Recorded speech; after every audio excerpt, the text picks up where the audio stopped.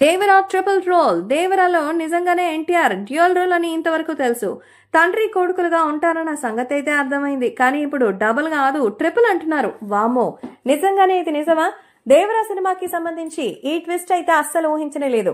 So Nandamuri NTR ఇప్పుడు మన ముందుకి దేవరా సినిమాతో రాబోతున్నారు. RRR సినిమా తర్వాత చేస్తున్న స్ట్రైట్ సినిమా కావడంతో దేవరలో ఎన్టీఆర్ అయితే అద్దరగొట్టేశారని, ఆ పర్ఫార్మెన్స్ అయితే ఇప్పుడు వేరే లెవెల్లో ఉంటుందని తెలుస్తోంది. కాబట్టి వచ్చేటువంటి ఆ 27వ తేదీ 3 గంటలు ఖచ్చితంగా అయితే కుర్చీలకి కట్టేసినట్టే ఉంటుందట.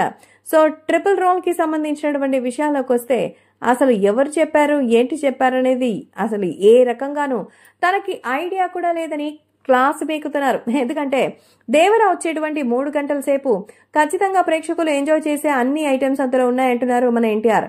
ఖచ్చితంగా ఫస్ట్ అభిమానులు సైతం ఆ విషయాన్ని అందజేస్తూ అదే విషయాన్ని తను కూడా తెలుసుకుని మరి చేసి ఉంటుంది అనేది కూడా తెలిసిందే. కాబట్టి రాబోయే రోజుల్లో అభిమానం అంటూ ఒకటంటూ ఉండాలి కదా అంటూ చెప్తున్నారు. కాబట్టి సోషల్ మీడియాలో సైతం ఈ విషయం సెన్సేషన్ గా మారుతోంది. సో దేవరా సినిమాలో మాత్రం మరి ఎన్టీఆర్ డబుల్ రోల్ అని తండ్రి కొడుకులుగా చేస్తారనుకున్నా గానీ RRR అనడంతో అసలు ఊహకే అందడం లేదు.